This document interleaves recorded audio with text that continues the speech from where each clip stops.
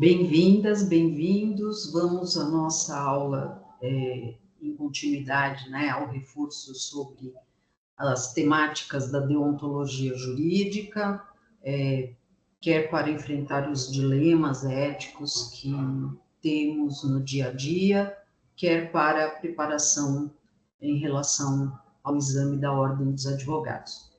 Nesta videoaula, nós vamos falar sobre um tema muito importante, que na verdade está coligado com outros dois temas, portanto é um sistema mesmo, que é justamente sobre as infrações disciplinares, né, que vão gerar os processos disciplinares e podem vir a gerar algum tipo de apenação, né? Dependendo do ato, né, que se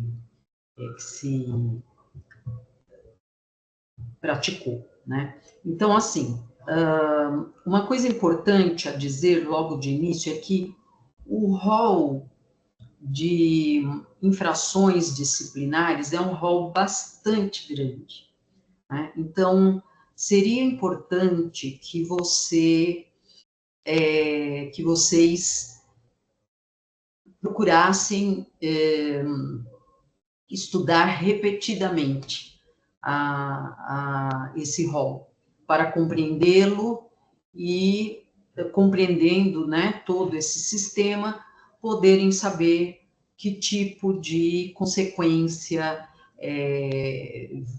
terá cada ato desses, né? A gente não costuma falar em pena quando se trata de infração disciplinar, a gente também não fala em crime disciplinar, são infrações disciplinares, e a gente vai falar das sanções que serão aplicadas se essas infrações forem comprovadas, certo?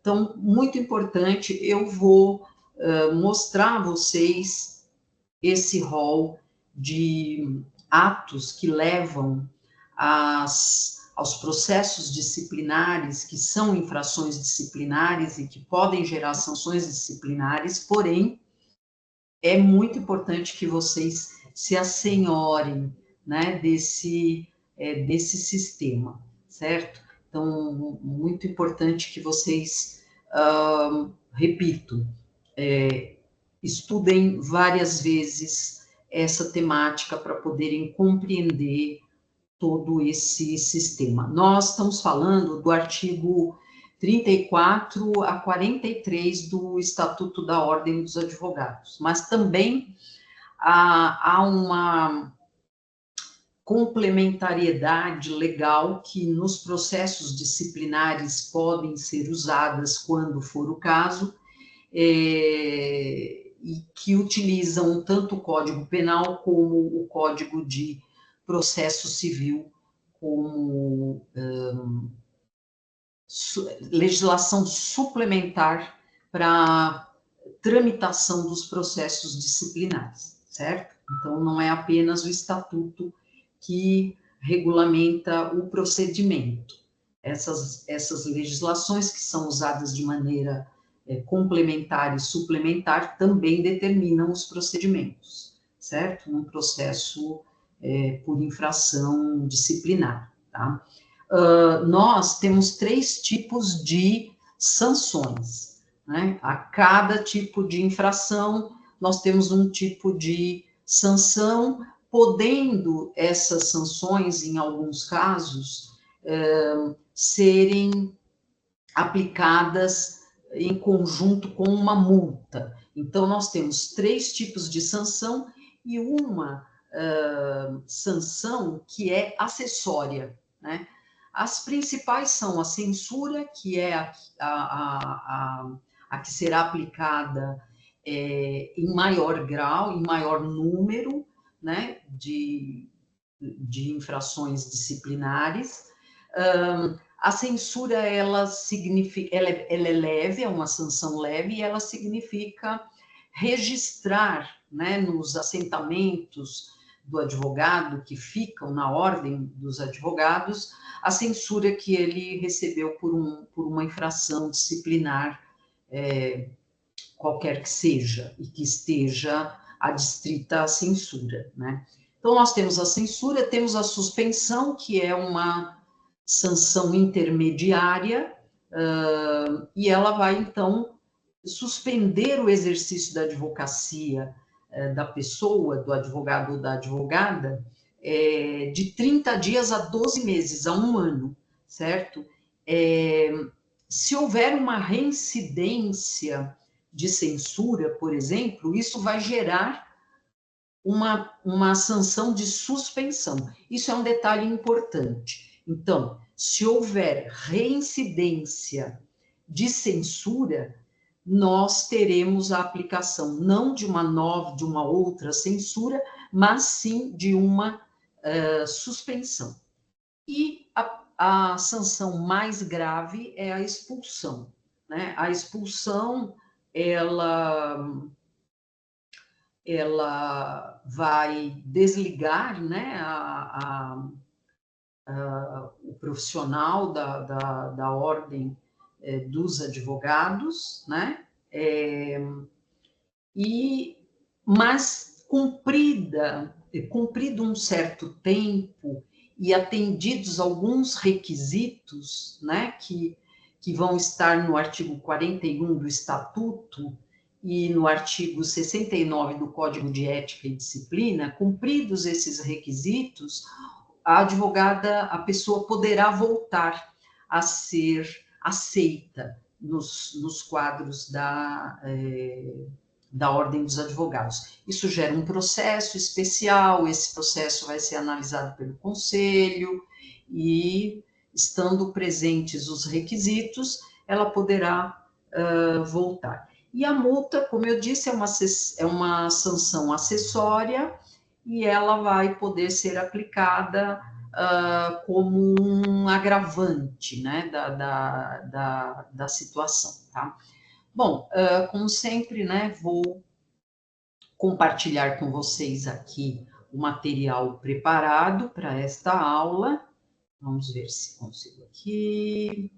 Tá, não estou conseguindo por aqui, mas eu consigo de uma outra forma.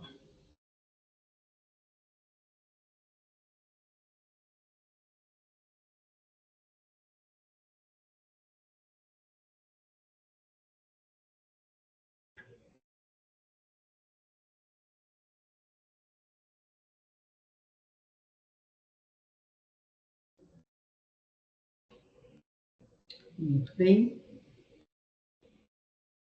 Aqui estão os nossos slides, tá? Então, vamos falar das infrações e das sanções disciplinares. Como eu já disse, do artigo 34 ao 43 do Estatuto da Ordem dos Advogados e a legislação complementar, Código Penal, Código de Processo Civil. Quais são os tipos de infração disciplinar? E aqui eu também já liguei o tipo de infração disciplinar ao tipo de sanção que o ato receberá se for comprovado. Eu vou fazer uma leitura, né, desses atos, dessas infrações disciplinares. Pode ficar um pouquinho chato, mas ela é importante para que vocês comecem a identificar, a entender esse sistema. Como eu disse, não será uma única leitura minha que vai prepará-los para o conhecimento mais firme das infrações disciplinares, mas nós vamos olhar uma por uma agora, né, nesta aula. Então, e vamos seguir a ordem do artigo 34. Então, vamos estar falando dos seus incisos, né? Então, o inciso primeiro prevê que uma infração disciplinar que tem pena, que tem sanção de censura, é quando a pessoa exerce a profissão se está impedida, né? ou quando ela facilita, por qualquer meio, o exercício advocatício para não inscritos, ou proibidos, ou impedidos. Então, nesse caso, a gente vai falar da censura. Manter a sociedade profissional fora das normas e dos preceitos estabelecidos nesta lei. Valer-se de agenciador de causas mediante participação nos honorários a receber. Aquela coisinha de entregar o cartãozinho na porta do fórum, né? Isso é absolutamente captação de clientela, não pode. Angariar ou captar causas com ou sem intervenção de terceiros.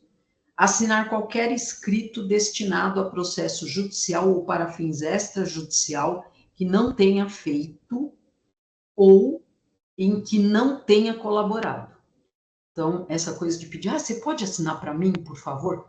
Isso gera uma infração disciplinar que vai ser, que vai ter como consequência uma censura. E se for reincidência, uma suspensão. Então, cuidado com isso. Advogar contra a lei, contra a disposição legal da lei, presumindo-se a boa-fé quando fundamentado na inconstitucionalidade, na injustiça da lei ou pronunciamento judicial anterior. Então, vejam, nós estamos a serviço da justiça, não estamos a serviço da lei, é diferente.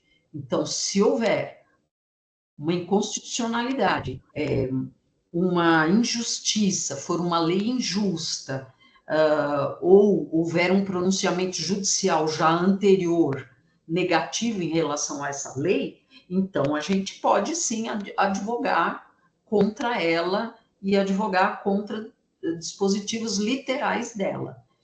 Caso contrário, corremos o risco da censura. Violar sem justa causa o sigilo profissional. Veja, isso gera uma censura, mas na verdade deveria gerar, isso gera uma censura, mas na verdade deveria gerar uma suspensão, porque isso é muito, muito delicado e muito grave. Aqui no nosso slide, né, tem algumas questões em que eu destaco com cor, apenas para mostrar que são questões que realmente merecem serem destacadas, tá bem? Estabelecer entendimento com a parte adversa, sem a autorização do cliente ou sem a ciência do advogado contrário. Prejudicar por culpa grave interesse confiado ao seu patrocínio. Então, se você é patrono de interesses, você não pode prejudicar esses interesses, certo? Esses interesses jurídicos, né?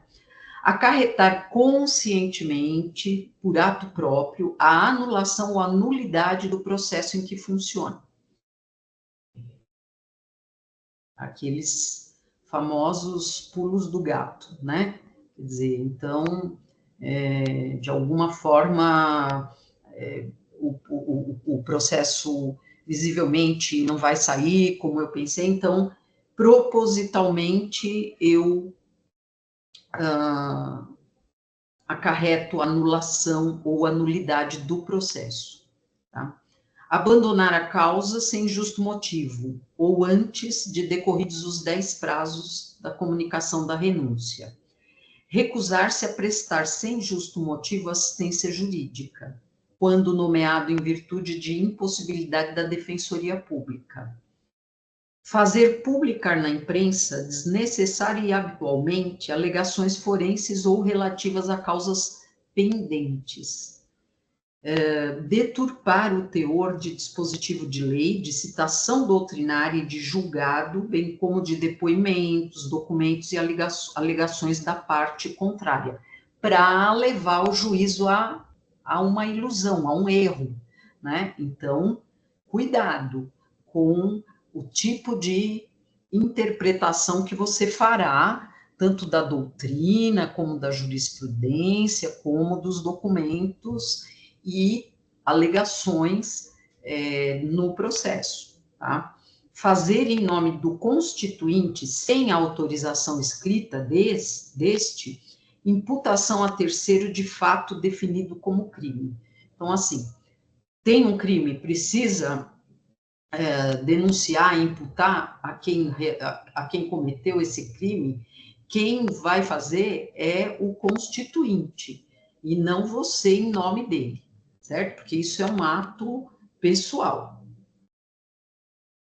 Inciso 17, prestar concurso a clientes ou a terceiros para a realização de ato contrário à lei ou destinado a fraudá-la, ou seja, estimular, né, clientes ou terceiros a praticarem atos contrários à lei ou destinados a fraudar a lei, né? Inciso 18, solicitar ou receber do constituinte qualquer importância para aplicação ilícita ou desonesta. Então, assim, vem o seu tutelado, o seu cliente, diz assim, olha, eu tenho aqui uma quantia, mas eu não posso aplicar legalmente. Você aplica para mim? E aí você vai e aplica, pode ser no seu nome, pode ser uma coisa pior ainda, aplicar em lugares que aceitam esse tipo de aplicação sem verificação da origem, né? Muito cuidado com isso, tá? Porque aqui a gente já está na área da suspensão. Receber valores da parte contrária ou de terceiro relacionados com o objeto do mandato sem expressa autorização do constituinte. Então, assim, se está no mandato, você pode receber valores de terceiros ou da parte contrária, então você está autorizado pelo constituinte. Se não há essa previsão, você não está autorizado. Se você receber, você pode ser apenado com suspensão.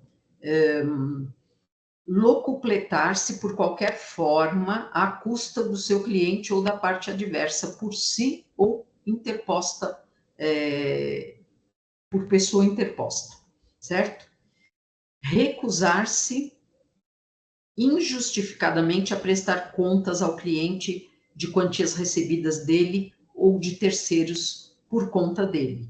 Então, lembrem-se, finalizou o processo, você tem que prestar contas contábeis ao seu cliente, ao seu tutelado, tá? Senão, você corre o risco de suspensão e você vai ser suspenso 30 dias ou até realizar a efetiva prestação de contas com o pagamento do que você deve. Pode ser mais do que 30 dias, pode ser menos, mas pode ser mais. Reter abusivamente ou extraviar autos com vistas ou em confiança, pena de suspensão. Deixar de pagar as contribuições, multas e preços de serviços devidos à OAB, depois de regularmente notificado a fazer. Aqui há uma grande polêmica, né? Porque isso, assim, suspender quem não paga as contribuições da Ordem dos Advogados, né? O Supremo Tribunal Federal, como vocês veem aí na observação do nosso slide, julgou isso inconstitucional, tá? Por maioria de votos, e fixou a tese geral da seguinte maneira: é inconstitucional a suspensão realizada por Conselho de Fiscalização Profissional do exercício laboral de seus inscritos por inadimplência de anuidades, pois a medida consiste em sanção política em matéria tributária. Então, é polêmico. Vai ser suspenso por causa disso? Pode ir a juízo, porque tem uma base aqui do Supremo Tribunal Federal declarando isso inconstitucional. E, incidir em erros reiterados que evidenciem uma inépcia profissional. Então, assim, escreve mal, não sabe como montar uma peça. Isso acontece reiteradamente. claro que há aí uma inépcia profissional e isso vai gerar uma suspensão. Essa suspensão, ela tem como objetivo dar um tempo afastado, né, para você não gerar nenhum risco, né, para o seu tutelado, para o seu cliente, mas que você seja afastado e possa corrigir essa inépcia, né, profissional, né, porque isso pode levar a prejuízos muito graves. Certa vez, para dar um exemplo, quando era jovem estudante de direito, era oficial de justiça. E eu assisti a um júri, eu não só assisti, eu trabalhei nesse júri, né? Cuidando dos jurados.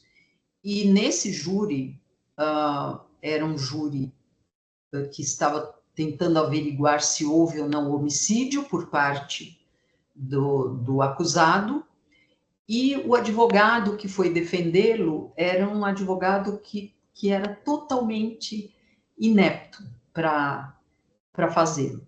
Conclusão, o acusado, em que pese haver provavelmente cometido o crime, foi penalizado com todo tipo de agravante, pegou a maior pena que a cidade onde eu trabalhava tinha visto até então. Então, a inépcia profissional é muito grave, tá? É preciso estudar sempre, se aprimorar sempre, cuidar das suas apresentações, tá? Manter conduta incompatível com a advocacia.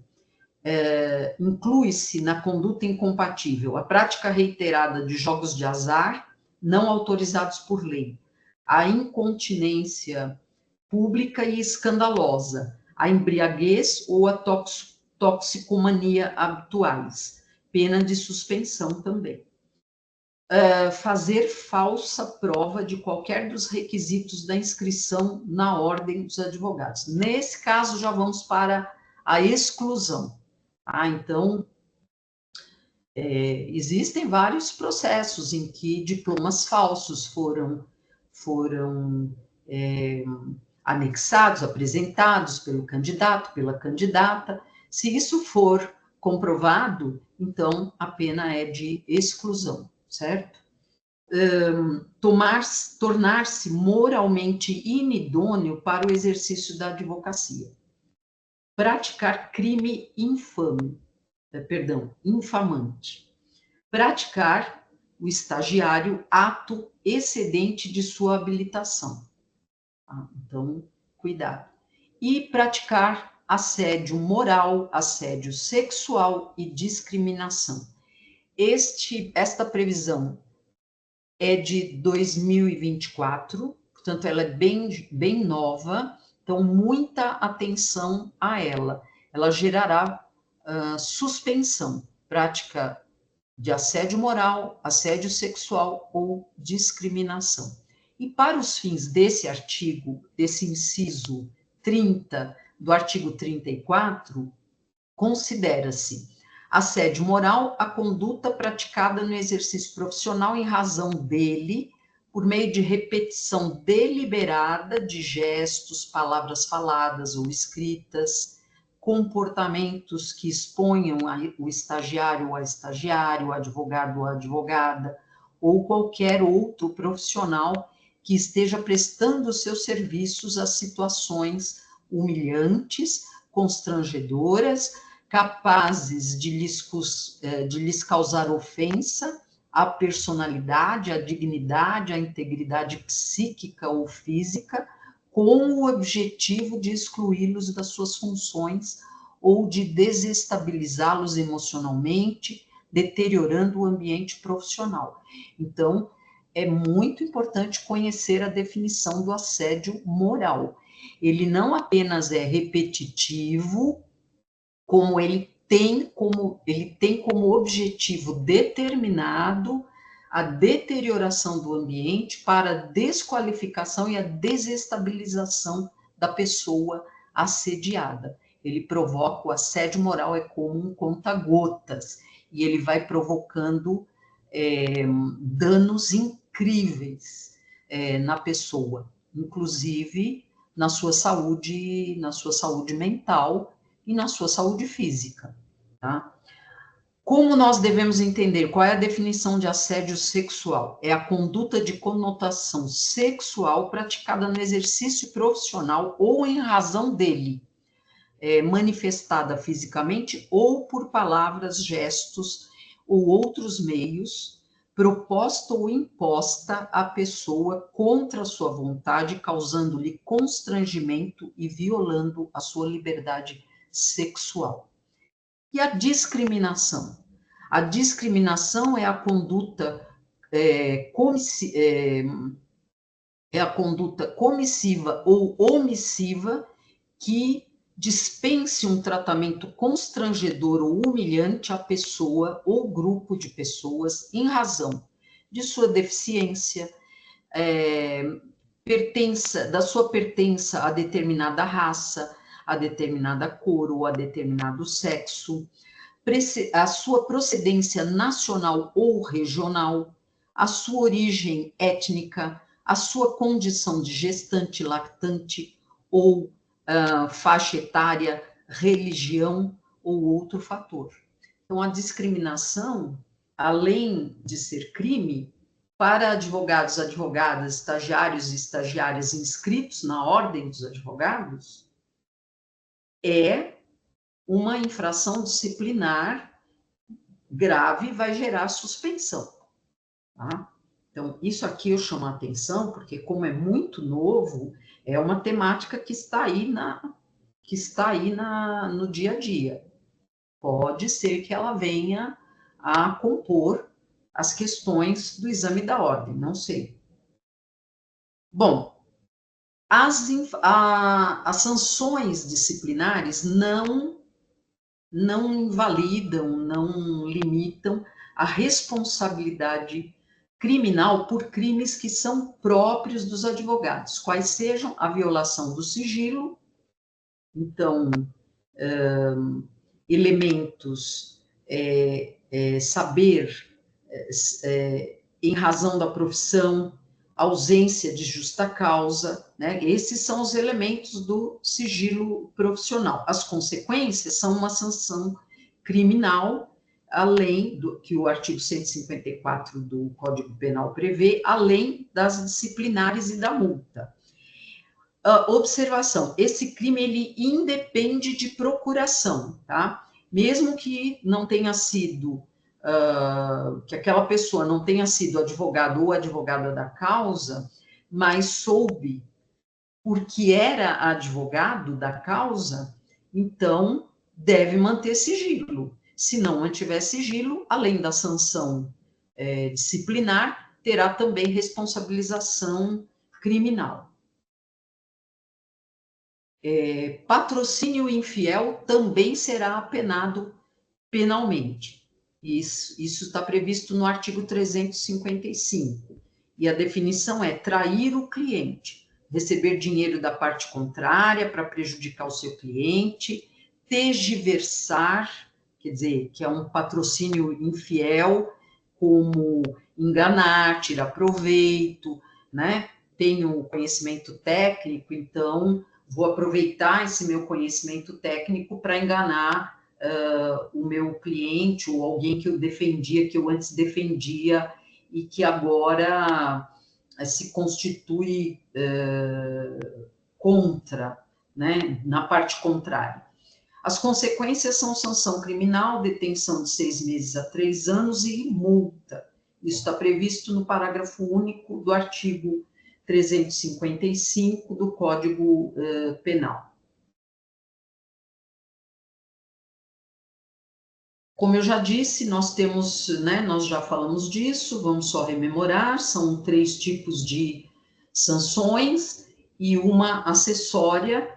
Temos a censura, a suspensão, a exclusão e a multa, né? Se a censura tiver alguma atenuante, ela vai se converter em advertência. Então, a advertência, ela não é uma sanção disciplinar que que esteja vinculada diretamente a alguma infração disciplinar. Por que não? Porque ela está vinculada às atenuantes que podem acontecer no caso da censura, né? Então, a censura se converterá em advertência, e a diferença prática é que a advertência não fica registrada nos assentamentos do advogado, ele apenas é advertido, mas ele não vai ter nada registrado nos seus assentamentos.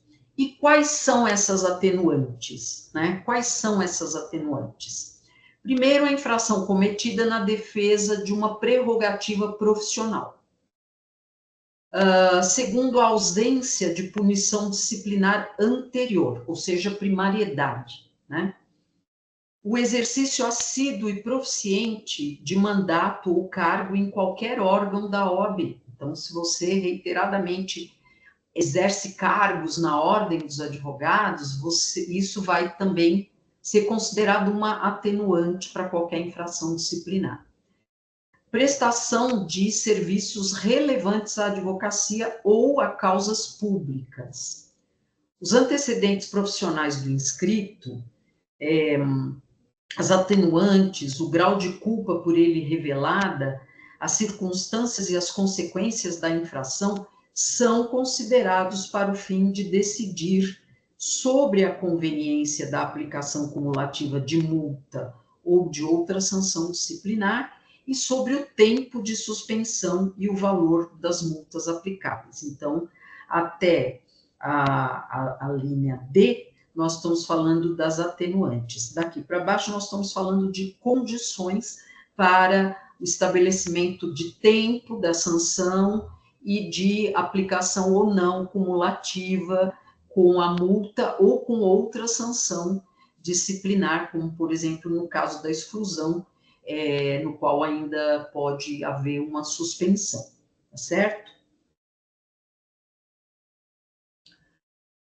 Bom, mas é possível que o advogado ou a advogada que seja excluído se reabilite. Como é que isso pode se realizar, né? Então, a gente sabe que quando ele for expulso, né, quando ele for expulso, o número da ordem dos advogados dele vai ser excluído, vai ser cancelado, certo? Mas ele pode voltar a advogar, a se inscrever novamente. E aí ele vai ser reabilitado junto à ordem dos advogados, desde que ele comprove a passagem de pelo menos um ano do cumprimento da sanção, da exclusão, da expulsão, e apresente provas efetivas de bom comportamento. Então, aí, ele vai poder ser reabilitado. Quando a sanção disciplinar resultar da prática de crime, o pedido de reabilitação vai ter que comprovar que a pena desse crime já foi realizada, né? Então, vai depender também da reabilitação criminal. E a reabilitação disciplinar, ela não será automática, ela terá que ser requerida pelo advogado ou pela advogada, tá? Então, a reabilitação, ela tem essas características, tá bom? Ela é possível? Sim, ela é possível, mas ela gera um processo que vai ser requerido pelo próprio advogado ou pela própria advogada, e nesse processo ele vai ter que comprovar que já se passou um ano, e no caso de penalidade por crime comum, por crime regulamentado no Código Penal, ele vai ter que provar a reabilitação criminal dele ou dela, tá? E a prescrição, né? Quando é que se dá a prescrição? Bom, primeiro são 5 anos, mas vejam, prestem atenção, são 5 anos a partir da constatação oficial dos fatos. Não é assim a partir do boato, né, que eu fiquei sabendo e etc. Mas se tiver uma reportagem num jornal que chegue às mãos, por exemplo, do presidente ou da presidente da subseção, então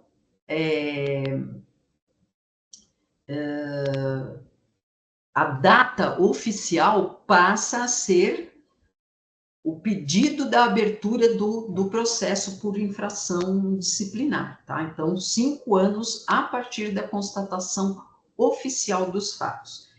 O prazo não começa a contar da ciência dos fatos, mas sim da constatação oficial dos fatos pela ordem dos advogados, né? Como é que constata oficialmente? Bom, recebe a denúncia, né? Quando recebe a denúncia, ou quando o presidente recebe alguma denúncia e transforma isso num pedido de processo disciplinar, então aí a gente pode considerar o início da contagem dos 5 anos para a prescrição. E a prescrição, ela também é intercorrente ou interporal quando o processo disciplinar já instaurado, já em andamento, ficar pendente de algum despacho ou data de julgamento por mais de 3 anos. Então, assim, existe o processo, ele está em andamento, por algum motivo ele ficou parado, não teve nenhum despacho, não teve nenhum andamento, não se marcou julgamento no prazo de 3 anos, então prescreveu aquela acusação. Tá? Quando é que se interrompe a prescrição? Artigo 43, parágrafo 2º. Se interrompe a prescrição pela instauração do processo disciplinar ou pela notificação válida feita diretamente ao representado. Segundo, pela decisão condenatória, que é recorrível, mas quando a decisão é dada e é condenatória, a prescrição se interrompe. Tá? Então, isso é importante saber também. Muito bem, deixa eu parar de compartilhar.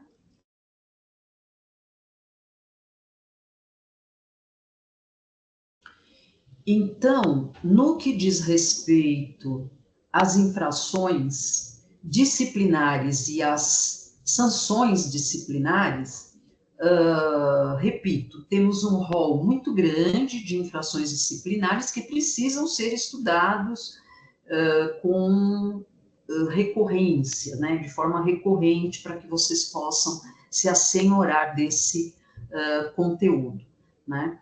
E também entender bem quando é que as sanções disciplinares serão aplicadas, quando é que elas têm atenuantes, quando a prescrição acontece, qual é a possibilidade de transformar, por exemplo, uma censura em advertência, o que acontece quando a sanção de censura é reincidente, vai se transformar em suspensão. Então, tudo isso faz parte do sistema das infrações disciplinares e das sanções disciplinares regulamentadas pelo Estatuto da Ordem dos Advogados e as legislações de referência, tá bem?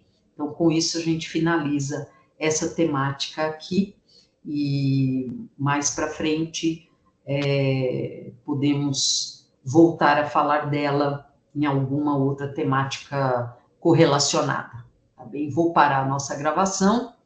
Saudações a todos e a todas.